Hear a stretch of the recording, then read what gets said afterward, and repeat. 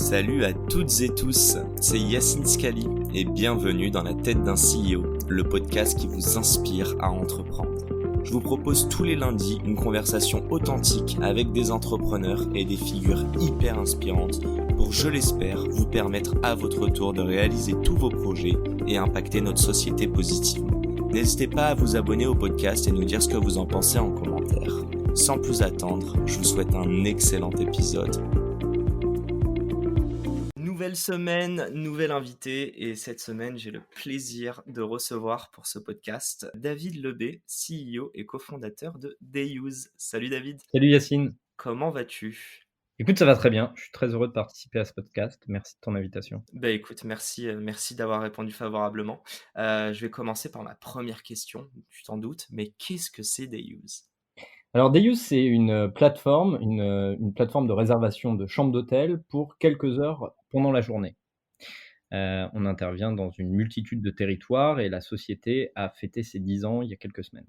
Ok, donc 10 ans d'existence et vous, si je comprends bien, vous êtes spécialisé dans la réservation. Donc tu parles de plage horaire dans la journée, c'est-à-dire que vous n'avez aucune capacité de réserver, en tout cas des users, de réserver une nuit d'hôtel classiquement, quoi. Non, en effet, c'est pas notre métier. Il y en a qui l'adressent très bien et depuis très longtemps. On les connaît tous, les grandes plateformes de réservation qu'on appelle les OTA, Online Travel Agency, type Booking, Expedia. Hmm.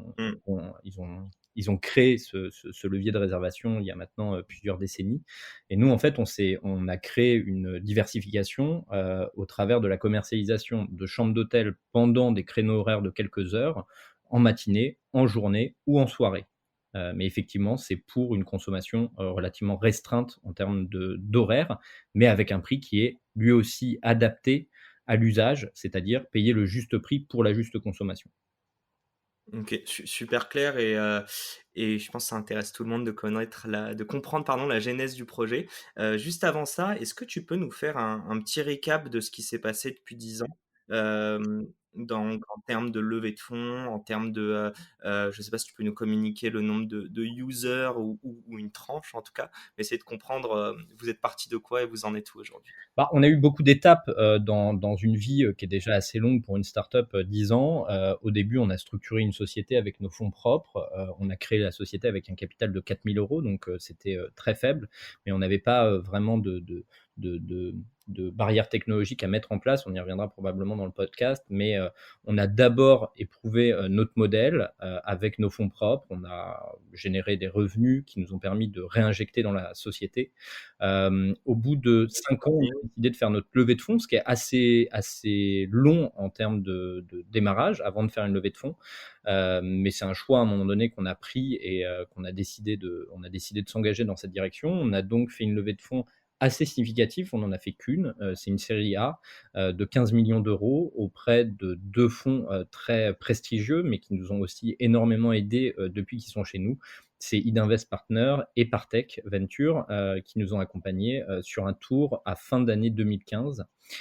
Et donc depuis maintenant 5 ans, 6 ans même, on développe avec plus de moyens la société. On l'a développée sur des verticales internationales, mais pas seulement. Ça nous a aussi permis de créer des nouveaux assets à commercialiser et en l'occurrence, ce qu'on appelle les early break, c'est-à-dire les day use en matinée, et les late break qui sont des day use en soirée, ce qui n'était pas le cas avant l'arrivée des investisseurs et bien sûr avec des nouveautés qui vont arriver en 2021, sur lesquelles on a beaucoup travaillé justement pendant cette année un petit peu compliquée de 2020. Et donc, on va sortir des nouveaux assets, et notamment la commercialisation de piscines, et uniquement d'espaces de piscine, c'est-à-dire que dans quelques mois, on pourra effectivement aller directement réserver une piscine d'un grand hôtel sans réserver de chambre. Alors trop d'infos pour moi à digérer. La première, et on va décortiquer tout ça. Je l'ignorais, mais du coup, pendant 5 ans, vous avez bootstrappé donc la boîte avant d'aller lever directement 15 millions. Pourquoi? Est-ce qu'il y a une stratégie dedans? Est-ce que justement tu voyais les VC comme Satan et tu voulais pas t'en rapprocher, ou au contraire, à un moment tu t'es dit que c'était le bon moment? Pourquoi en fait? Est-ce qu'il y avait un enjeu stratégique à ce moment? Et si tu peux peut-être nous communiquer une ou deux métriques, essayer de comprendre. Tu as présenté un dossier avec quelle croissance ou quel CA, combien de users à ce moment-là? Alors, En fait, bon, on a effectivement levé en fin d'année 2015. Pourtant, on discutait avec des VC au moins 2 ans avant l'arrivée et cette série A. Pourquoi est-ce on ne s'est pas engagé dans une direction de capital risque pour nous permettre de développer plus rapidement la société? C'est déjà, il faut le remettre dans le contexte. Nous, on a créé la boîte fin 2010. On est donc dans les années 2011, 2012, 2013. Et je vais être c'est un peu marrant, mais j'ai mis probablement 2 à 3 ans avant de me dire qu'on était une start-up.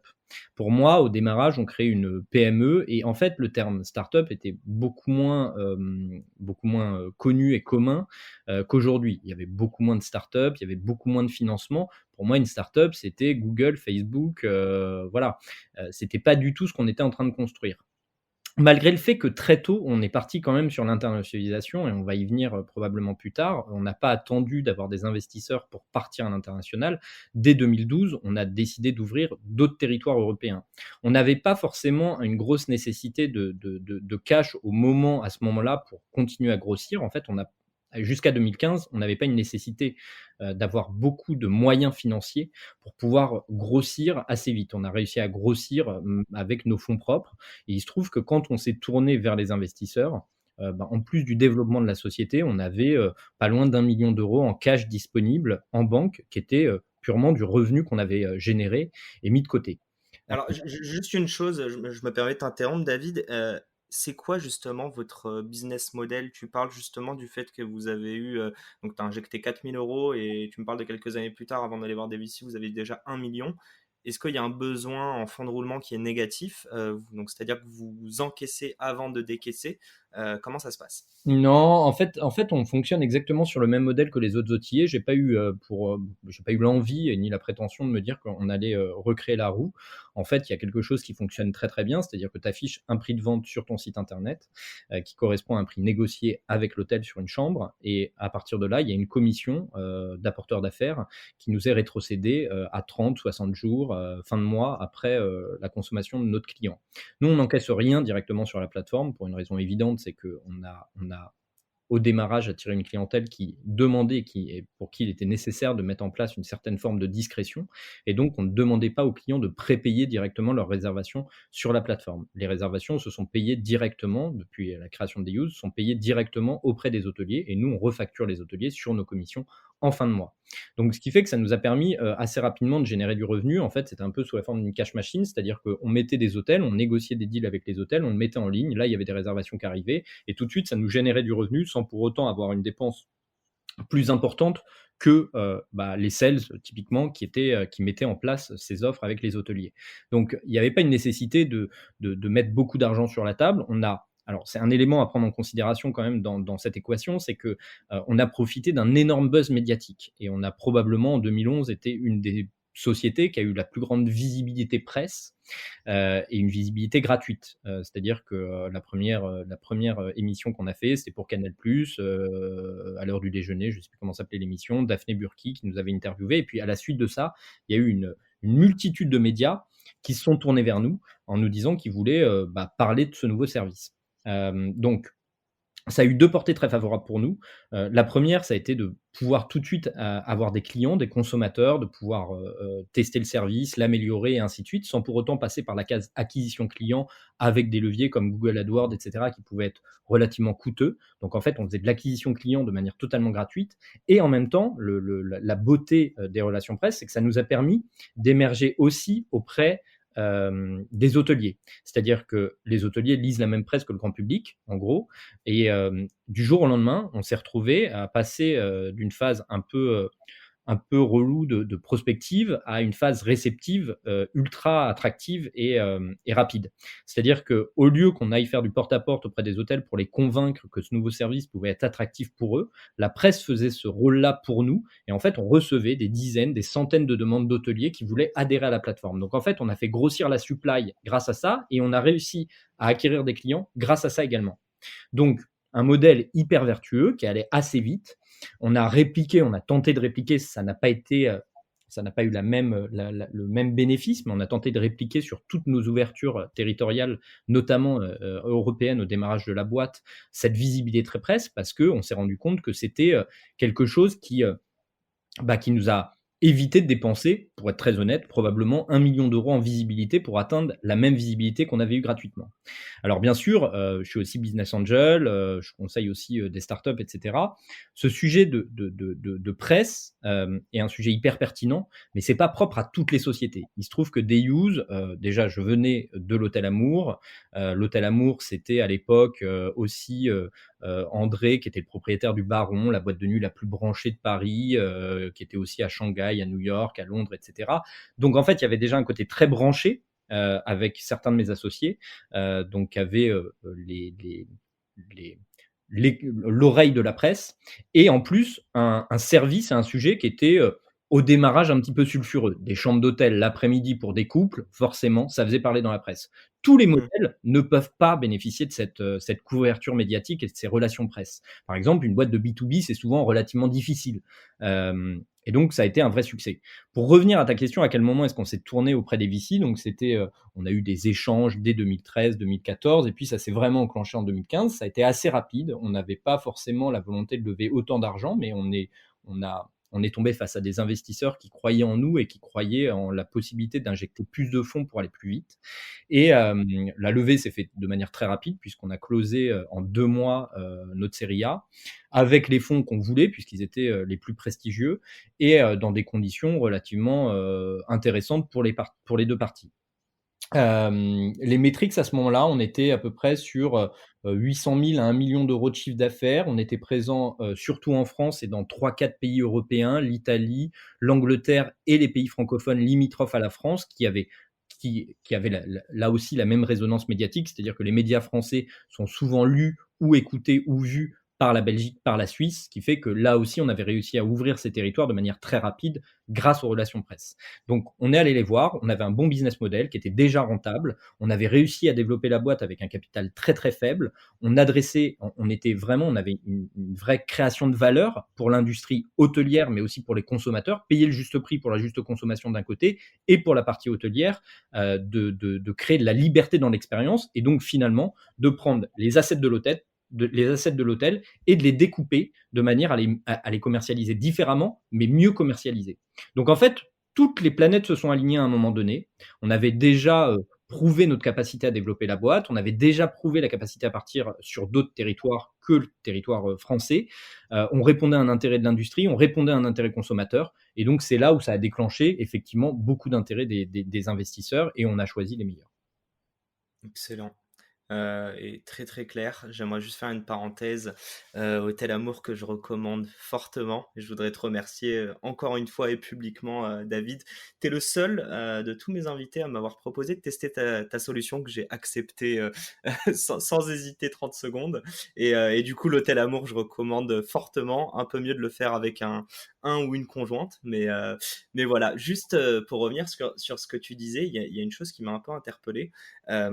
Bon, la value proposition est très claire, je pense, pour les users comme tes clients.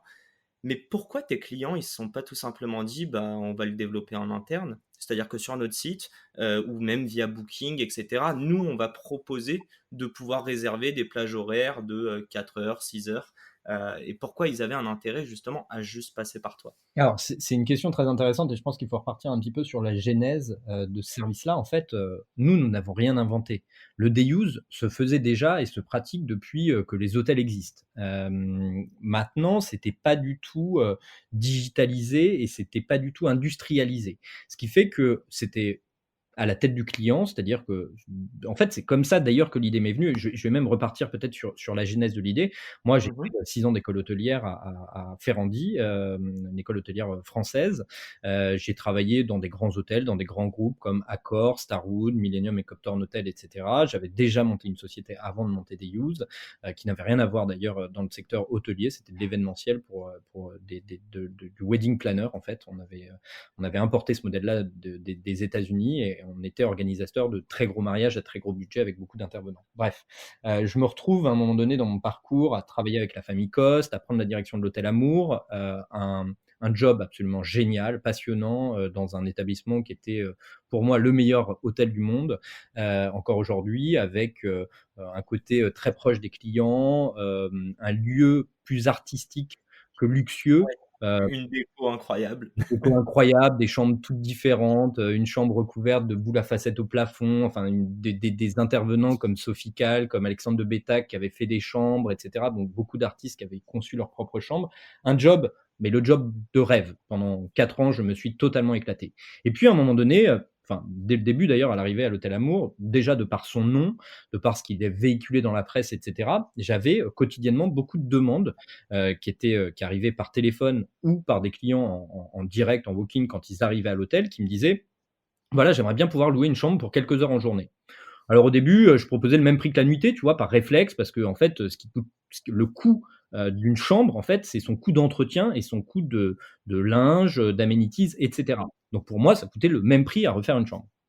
Et dès que j'annonçais le même prix, que la chambre en nuitée, bah, je sentais une petite gêne des consommateurs qui ne comprenaient pas pourquoi est-ce que pour utiliser une chambre 4 ou 5 heures, ils allaient payer le même prix que quelqu'un qui allait l'utiliser 21 heures, puisque les check-in se font à 15 heures et les check-out à midi. Quand je proposais un discount, même relativement réduit, de 30, bah, ça déclenchait, l'intérêt et la vente. Je pouvais pas répondre, on avait un hôtel de 24 chambres et on pouvait pas répondre à la totalité des demandes que j'avais quotidiennement. Et puis, bon, je l'ai fait pendant plusieurs mois et puis à un moment donné, je pense que la lumière s'est allumée, dans mon cerveau et puis, j'ai commencé à regarder, à chercher, je tapais chambre d'hôtel en journée, chambre pour quelques heures et puis j'ai vu que ça avait été volontairement ou involontairement délaissé des grandes centrales de réservation type Booking ou Expedia. Je me suis dit: «Bah, Donc il y avait des compétiteurs déjà en fait? non, Enfin il y des avait job pas de compétiteurs, il y en avait aucun sur le sujet du day use. Je te dis, ça avait été vraiment délaissé par les grandes centrales de réservation, alors volontairement ou involontairement, mais en tout cas, personne ne l'avait développé jusque-là. Heu, mais il y a aucun petit qui s'est lancé sur une offre similaire, même un hôtel particulier, hein, sans que ce soit une alors, plateforme de tu booking? as raison, certains hôtels le faisaient, mais c'était souvent, à la tête du client et puis, personne, aucun hôtel n'avait envie de le mettre sur sa façade. Pourquoi? Parce que mettre sur sa façade à l'époque, hein, je te parle de ça il y a 10 ans, on commercialisait des chambres d'hôtel en journée, tu vois? Sur un 4 ou 5 étoiles assez romantique de quartier. Bah, une certaine, catégorie de clientèle, monsieur et madame Michu, 65 ans qui vient, chaque année pour fêter son anniversaire de mariage, aurait peut-être, vu l'hôtel différemment et ça aurait dégradé l'image de l'hôtel auprès d'une certaine clientèle. Donc en fait, tous les hôteliers le faisaient un peu sous le manteau, à la tête du client. Et nous, on a juste en fait, bah, déjà dynamisé le secteur hôtelier en expliquant que plus il y aurait d'hôtels à le faire, plus ça intéresserait les consommateurs. Et puis en fixant des règles bien établies avec les partenaires hôteliers et en digitalisant, en proposant une offre très exhaustive au travers de ce qui représentait à l'époque des hôteliers, donc l'équivalent d'un booking, mais pour la journée. Alors il y avait une petite contrainte technique quand même, c'est-à-dire que sur Booking ou Expedia, bah, quand tu y vas, tu vas mettre une date d'arrivée, une date de départ, qui est tout le temps différente, puisque c'est des nuitées qui vendent, donc c'est au moins la veille et le lendemain, ou plus. Nous, bah, c'était le même jour de consommation. Donc ça déjà, ça a été premier petit frein technique qu'on a dû travailler d'entrée, puisqu'on n'a pas pu faire refaire exactement la même photo qu'un outil classique, puisque cette composante était différente. Euh, et c'est comme ça qu'est née l'aventure, c'est-à-dire qu'au démarrage, bah, d'ailleurs j'ai gardé mon poste en tant que directeur de l'Hôtel Amour pendant 1 an, alors que j'avais lancé des use, donc j'enchaînais les interviews sur les plateaux, dans les médias, etc. J'allais moi-même solliciter mes homologues, donc d'autres directeurs d'hôtel que je connaissais plus ou moins bien à Paris pour leur dire de jouer le jeu, pour les inciter à jouer le jeu, et puis gérer bah, la création de la plateforme quand même technique pour pouvoir commercialiser tout ça. Et effectivement, au démarrage, bah, j'avais réussi à agréger une dizaine, une quinzaine de partenaires hôteliers, éparpillés un petit peu partout dans Paris, un 3 étoiles, un 4 étoiles, un 5 étoiles dans différentes zones. Et puis c'est comme ça que l'aventure est née. Les clients ont découvert des use dans la presse et puis instantanément, les consommateurs sont venus directement faire des réservations. Dès la première année, en fait, on générait 105, dès la première année, c'est-à-dire 2011, pardon, on a lancé toute fin 2010, mais vraiment la première année d'exécution, c'est 2011, on a fait un chiffre d'affaires de 150 000 euros dès la première année. Donc ça nous a donné envie d'aller plus loin, plus vite, d'où l'ouverture des autres territoires avant de se tourner fin 2015 vers des VC. Alors, une mini question un peu touchy, je ne sais pas si tu peux y répondre. Est-ce que tu peux nous donner une tranche de la marge que tu prends auprès des hôteliers? Alors c'est très variable, déjà tous les hôtels n'ont pas forcément la même valeur. Tu as des hôtels indépendants, tu as des groupes hôteliers très puissants et qui permettent de faire un maillage géographique très large. Tu as des managements de compagnies, notamment dans les pays anglo-saxons, qui sont des consortiums en fait de gestionnaires de propriétaires d'hôtels multimarques et donc tu as tu as vraiment un monde dans l'industrie hôtelière qui est très différent. Tu vas avoir des maisons d'hôtes de 5 chambres, tu vas avoir des hôtels de 100 chambres, et cetera. Donc tout n'a pas la même valeur. Nous, nos commissions, en fait, oscillent entre 15 et 20 ce qui est la pratique de marché, hein. Chez Booking, on est entre 17 et plus. Pareil chez Expedia. Donc là non plus, on n'a pas voulu réinventer la roue. On est parti sur les mêmes modèles que les hôteliers classiques qui avaient déjà eu beaucoup de succès. Ok.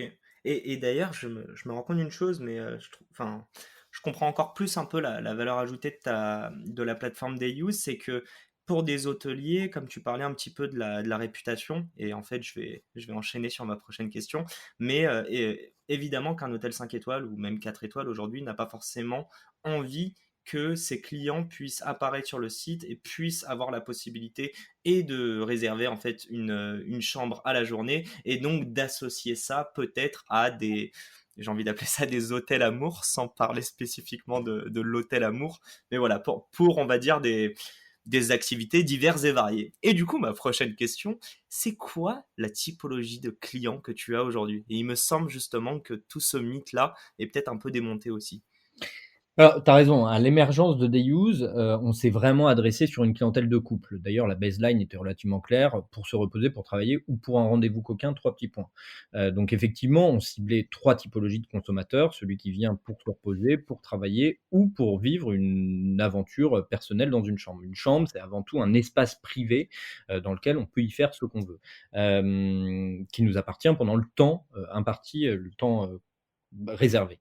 Hem, En fait, oui, en pénétrant le marché français, parce qu'un marché très latin, avec une culture du 5 à 7, on a vite été, pas catalogué, mais pas loin, comme, un peu les hôtels pour des aventures l'après-midi pour les couples. Et puis, assez, rapidement, on s'est rendu compte qu'on avait, finalement, qu'on pouvait adresser beaucoup de cibles totalement différentes. Et en fait, depuis 10 ans, les use cases n'ont pas cessé d'évoluer et de grossir. C'est-à-dire qu'aujourd'hui, on a plus de 100 use cases différents à travers le monde, suivant les territoires sur lesquels on est. Alors, bien sûr, dans les plus importants, on les a catégorisés en 3 grandes familles.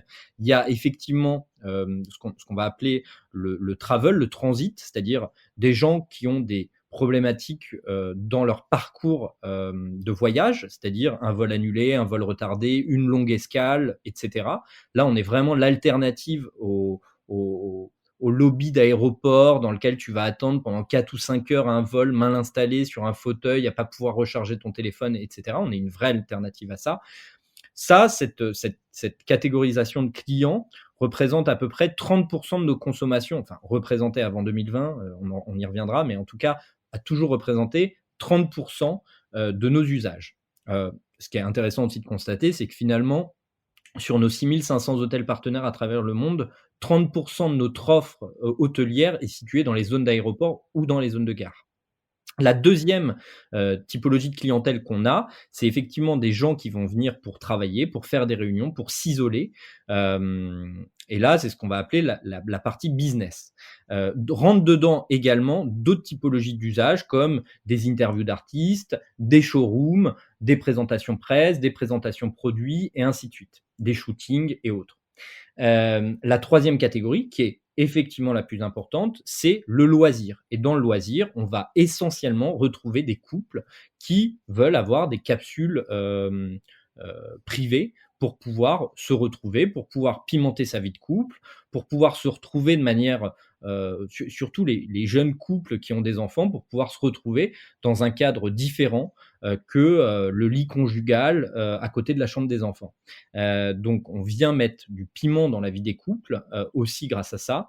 Et voilà les différents cas d'usage. Je vais t'en donner un autre, et là je vais parler par exemple territorialement. Effectivement, en France, on s'est fait connaître au travers d'une clientèle infidèle au démarrage. Puis ça a évolué, et puis des consommateurs, des couples légitimes se sont retrouvés à utiliser nos services. Mais par exemple, quand on a pénétré un certain nombre de territoires asiatiques, et notamment Hong Kong, on s'est rendu compte que nos pics de consommation, à l'inverse de la France, ou en tout cas de l'Europe, qui sont faits du lundi au vendredi, nos pics de consommation en Europe, avec moins de consommation le week-end. En revanche, à Hong Kong, on voyait des énormes pics de consommation sur les samedis et dimanches. On a fait des surveys, on a échangé avec nos clients, avec nos hôtels, etc. Et ce qu'on s'est aperçu, c'est que finalement, c'était exclusivement des couples légitimes qui vivent à 2 ou 3 générations dans des petits appartements à Hong Kong et qui, pour des anniversaires de mariage, pour pimenter leur vie de couple et cetera, vont consommer effectivement, des hôtels pendant l'après-midi, les week-ends. Parallèlement à ça, par exemple, au Brésil, bah, il y avait ce qu'on appelle les love hotels et on a été un remplacement des love hotels au Brésil pour éviter que des couples qui vivent assez tard chez leurs parents, qui sont, bah, le Brésil est un pays assez, religieux et qui ne sont pas forcément mariés, puissent avoir la possibilité de se retrouver, autrement que dans des love hotels très marqués, et très spécifiques, plutôt en se retrouvant dans des hôtels classiques au centre des villes. OK.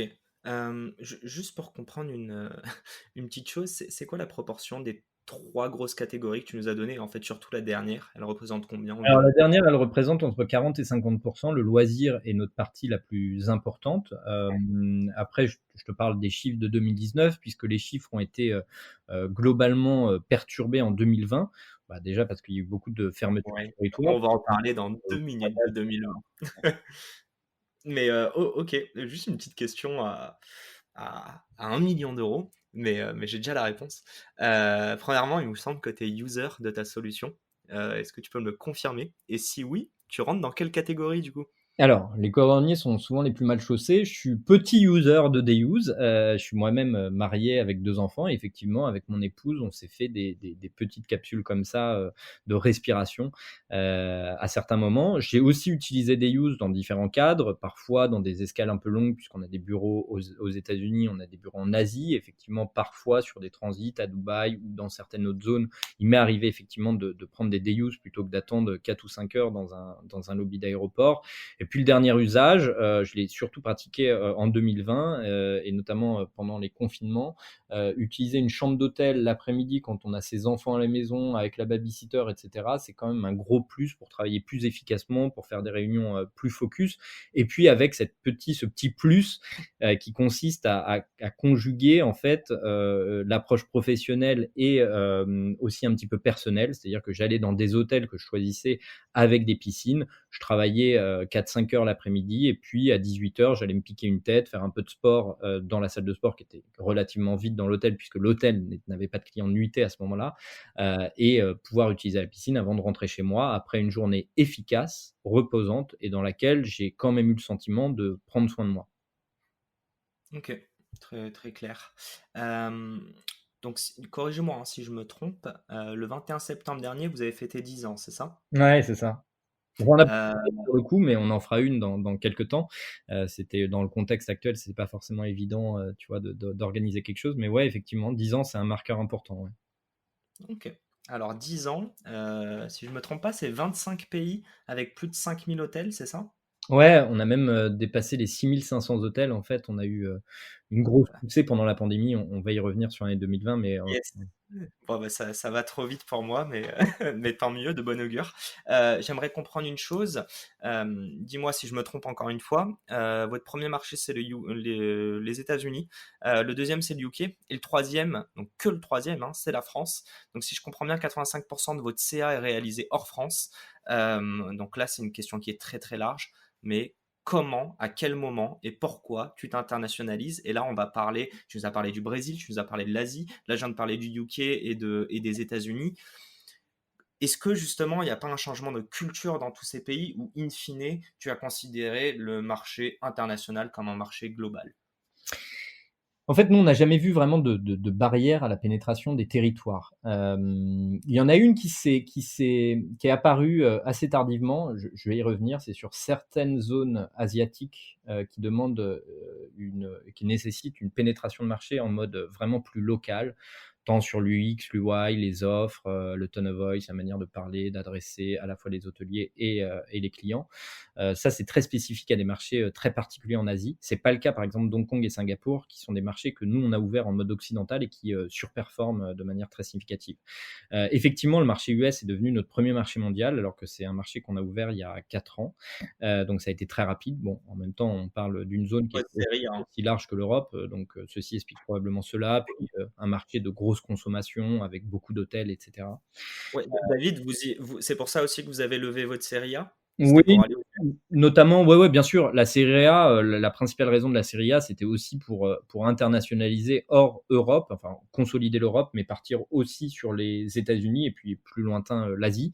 Effectivement, on n'avait pas nous, comme je l'ai dit tout à l'heure, on a découvert, dans les premières années que en fait, il y avait des multitudes de cas d'usage et donc on s'est dit, que ce soit dans les 3 grandes familles de cas d'usage, bon business, travel et romance, heu, ça pouvait marcher partout dans le monde.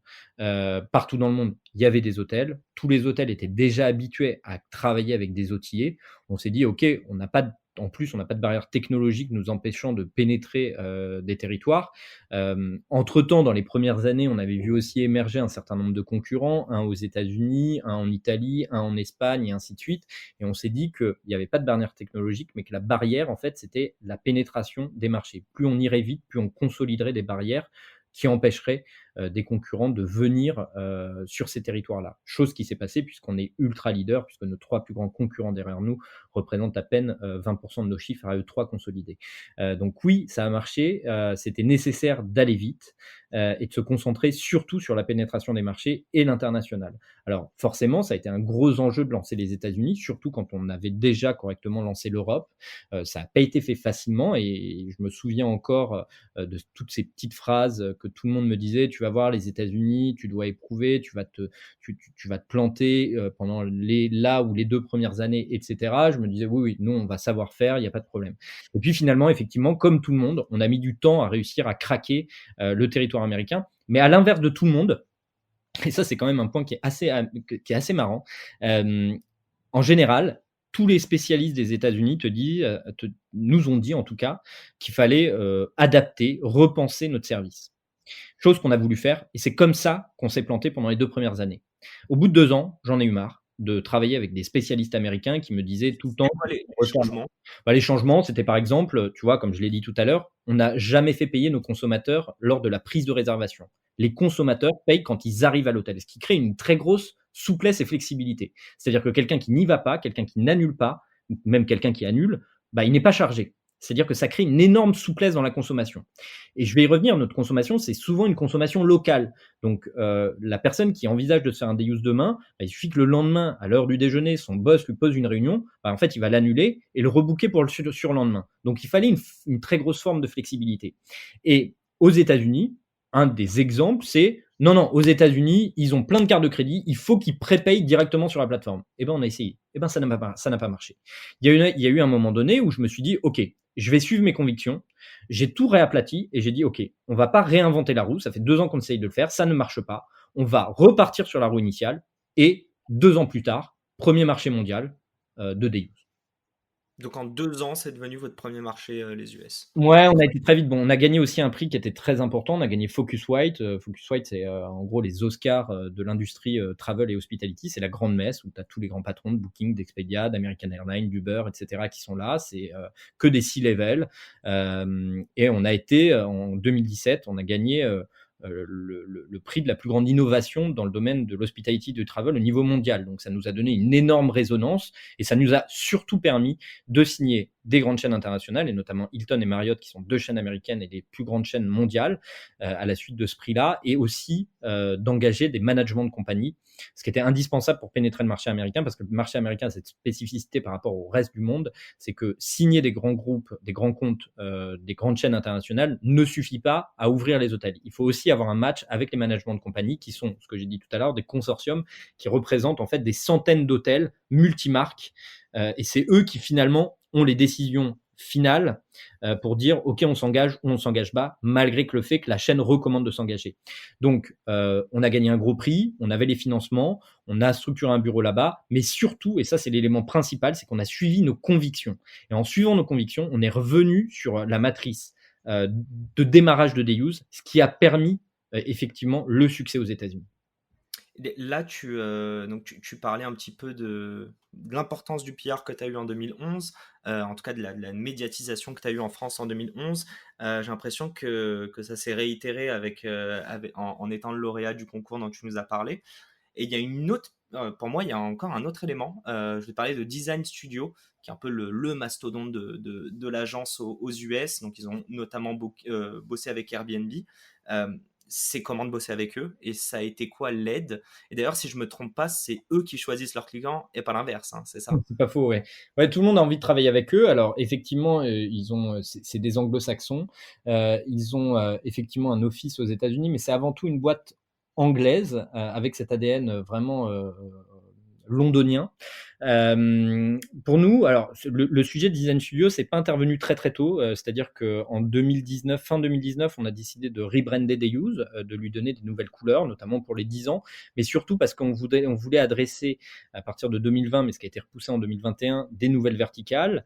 Et Hmm. pour pouvoir faire ça, mais surtout, il y avait un élément de fond, c'est-à-dire qu'on voulait basculer d'un Booking vers un Airbnb. Pourquoi? Et je vais l'expliquer. En gros, Booking, c'est très très bien, hein, c'est le supermarché des hôtels, mais c'est pas du tout aussi expérientiel qu'Airbnb. En fait, on a très bien répondu à l'usage de nécessité, c'est-à-dire que tous les gens qui avaient besoin effectivement de trouver un day use, on les adressait, on leur proposait un service très adapté et ils venaient consommer. Mais à un moment donné, dans l'histoire de Deuse, j'ai voulu prendre une nouvelle direction, écrire des nouvelles lignes, et qui était une ligne beaucoup plus expérientielle. C'est-à-dire que je voulais qu'on adresse une clientèle pas qui avait besoin de manière indispensable de trouver une chambre d'hôtel en journée, mais qui allait se projeter au travers d'une expérience de chambre d'hôtel en journée, et là rentrer plus dans un mode expérientiel que de nécessité. Pour pouvoir faire ça, ça demandait plusieurs choses. Donc, un rebranding de la marque pour changer les couleurs, le logo, le tone of voice, etc. Il va y avoir des bonnes surprises qui vont sortir très bientôt. Oula. Quand on a finalisé le travail, et aussi créer des nouvelles verticales, ce que j'ai évoqué tout à l'heure, notamment la commercialisation des espaces de piscine, mais pas seulement, mais je ne peux pas tout dire aujourd'hui, même si je donne déjà quelques informations. Pour pouvoir faire ça, on s'est attaché effectivement les services de Design Studio, qui pour moi est la meilleure agence de branding au monde, mais c'est quelque chose qui a été assez récent, c'est-à-dire que le marché numéro 1 était déjà le marché américain, et effectivement on s'est tourné vers eux pour rebrander des use. Alors qu'est-ce que c'est? Commencer de travailler avec eux, c'est extraordinaire, c'est extrêmement palpitant. Et bien sûr, on n'a pas choisi Design Studio comme ça tout seul, on a benchmarké, on a rencontré énormément d'agences de rebranding françaises, anglo-saxonnes, etc. Et ceux qui nous ont fait effectivement la meilleure impression, c'était Design Studio, parce qu'ils ont une manière, une approche de la marque qui est, euh, qui est à 360 degrés, ce qui n'est pas le cas de toutes les agences. Et puis, il y avait une vraie valeur dans leur proposition. On sentait déjà qu'ils avaient testé le service, ce qui n'était pas le cas de toutes les agences, aussi surprenant que ça puisse paraître. Certaines agences qui prétendaient pouvoir rebrander des use au moment où ils nous présentaient leur proposition. Je demandais s'ils avaient testé le service et certains n'avaient même pas testé le service. Bon, c'était clairement deal breaker pour moi, hein, évidemment. Ouais. Mais Design Studio l'avait testé, mais au-delà de le tester, ils l'avaient testé avec des caméras embarquées, ils avaient échangé avec des hôteliers pour savoir. Enfin, c'était déjà génial, quoi.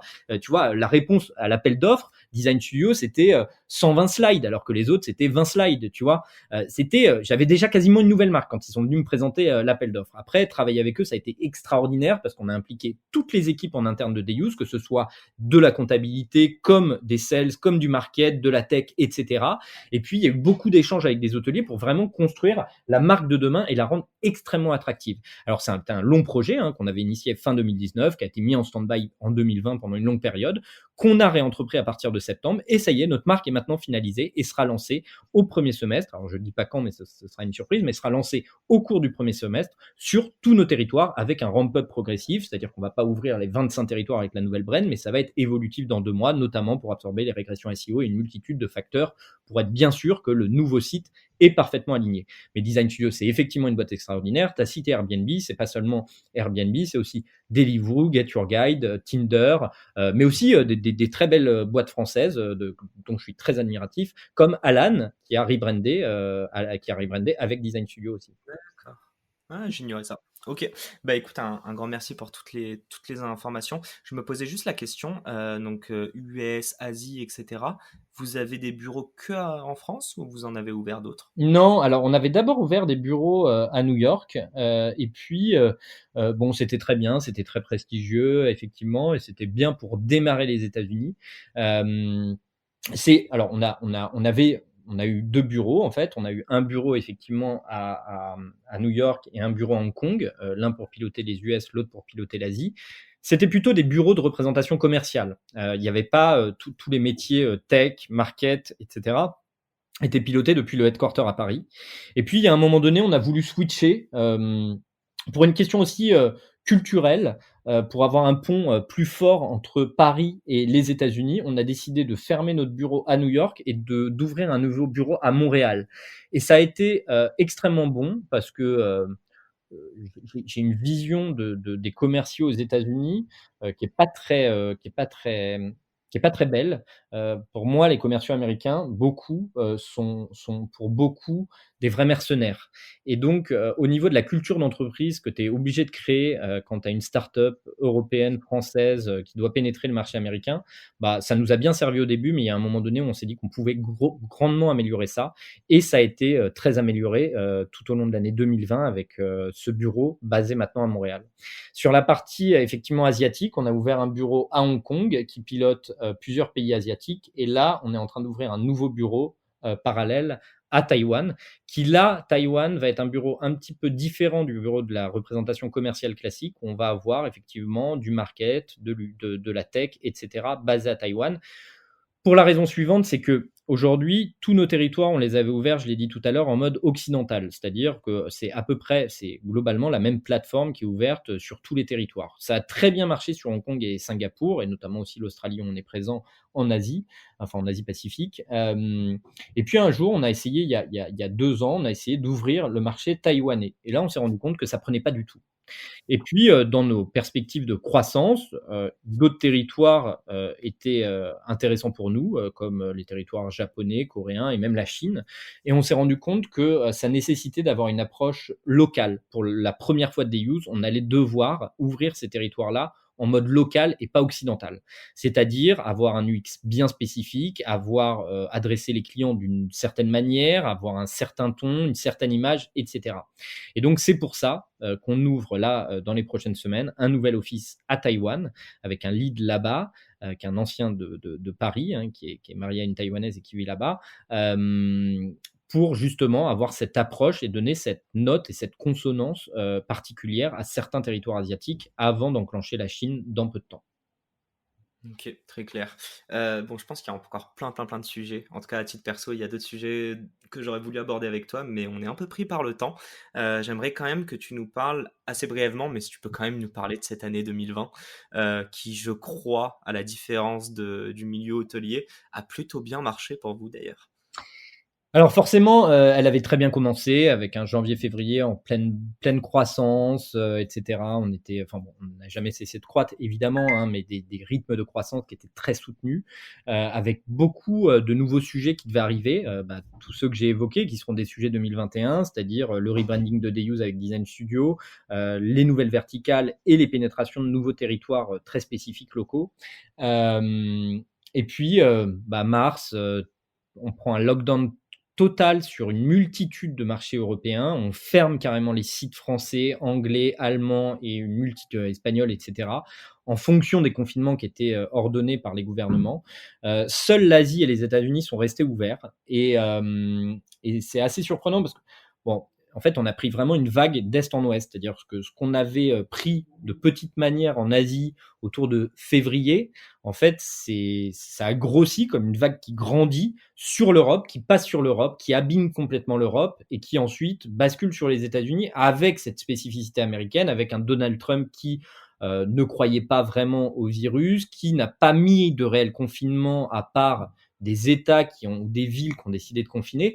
Mais en gros, on n'est jamais tombé à zéro. C'est-à-dire que même au mois d'avril, le chiffre d'affaires de Day-Use était très très impacté, hein, on perdait 70% de notre chiffre d'affaires, mais était quand même soutenu par l'Asie et les États-Unis.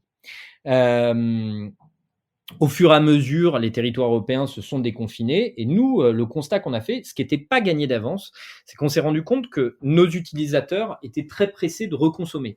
À l'inverse de l'industrie hôtelière classique et des plateformes d'usage de nuitées classiques, en fait, nous, nos consommateurs n'étaient pas tellement liés, à part sur une partie de nos usages, et en l'occurrence les travelers, n'étaient pas vraiment liés à des ouvertures ou fermetures de frontières.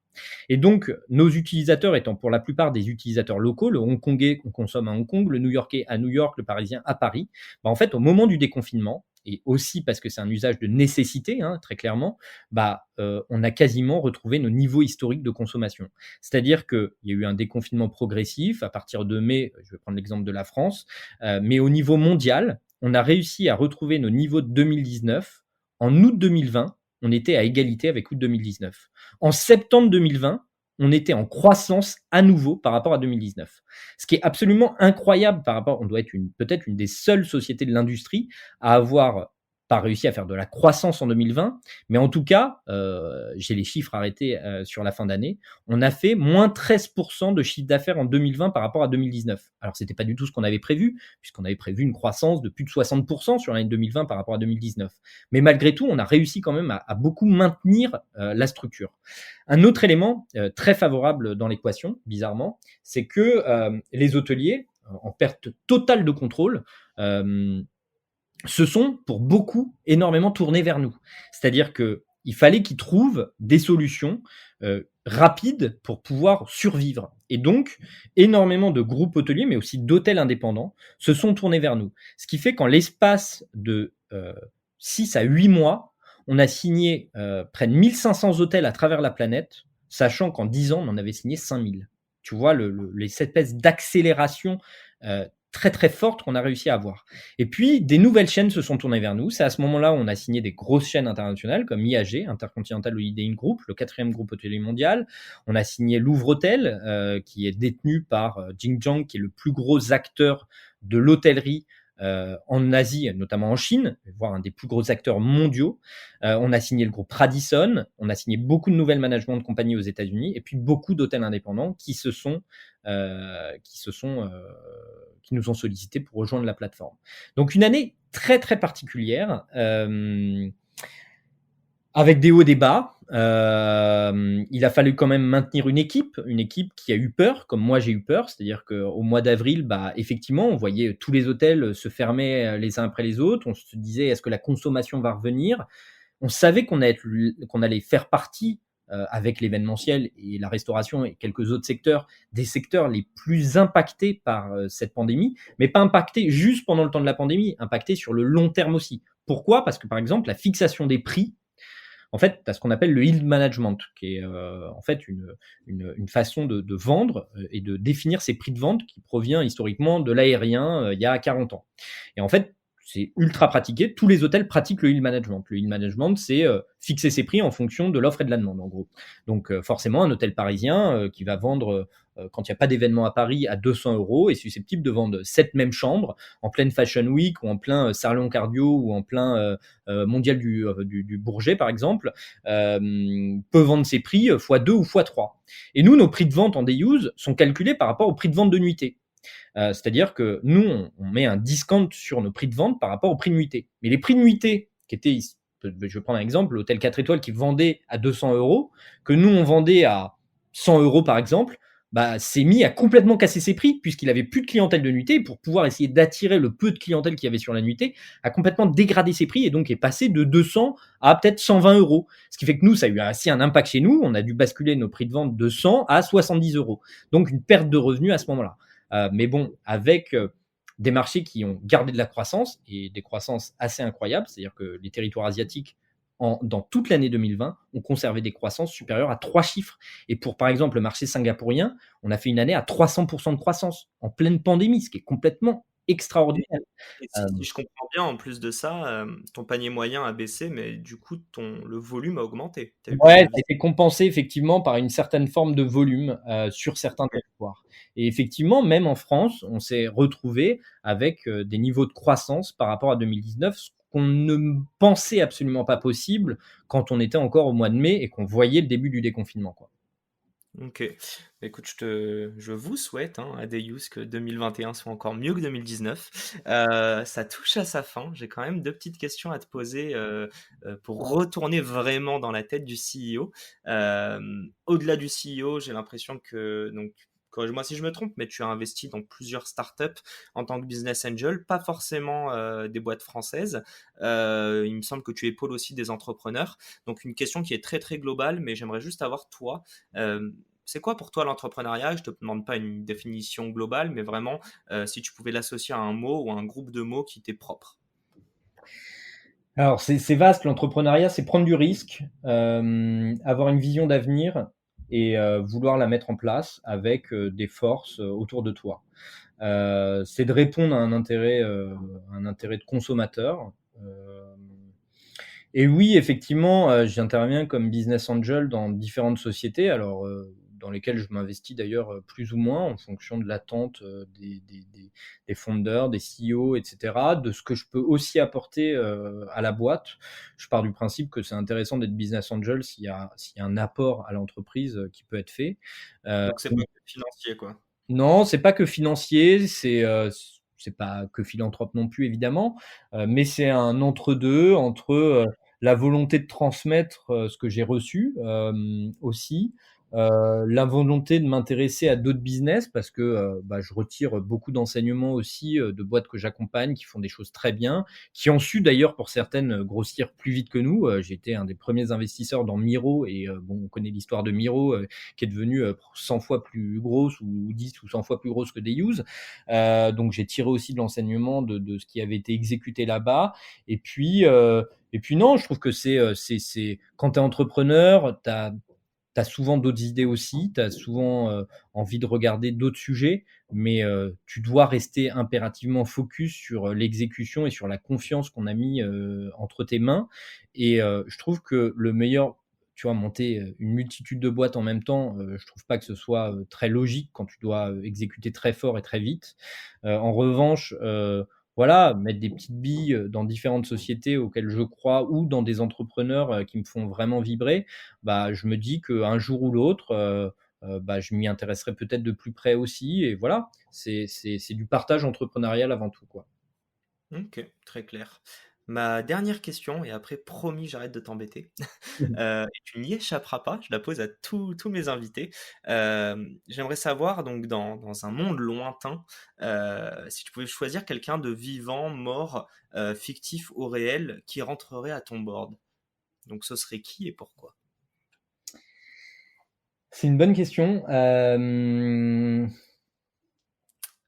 Alors, c'est vrai que je ne te l'ai pas posé avant, donc tu n'as pas eu le temps de te préparer. Désolé. Ça n'a pas d'importance, c'est bien d'improviser.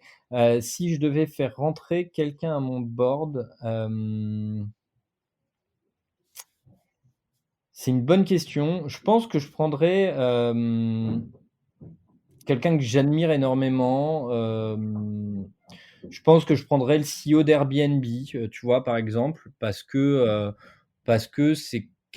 je pense que c'est la personne qui a euh, créé le plus sur les 10 dernières années, qui a permis, au travers d'un tremblement de terre très réel pour les hôteliers, qui a permis finalement de créer le plus gros électrochoc auprès des hôteliers, qui a nécessité qu'ils se réinventent, mais qui a, à l'inverse d'un Uber, je pense, qui a perturbé l'industrie pour du bien et surtout qui a permis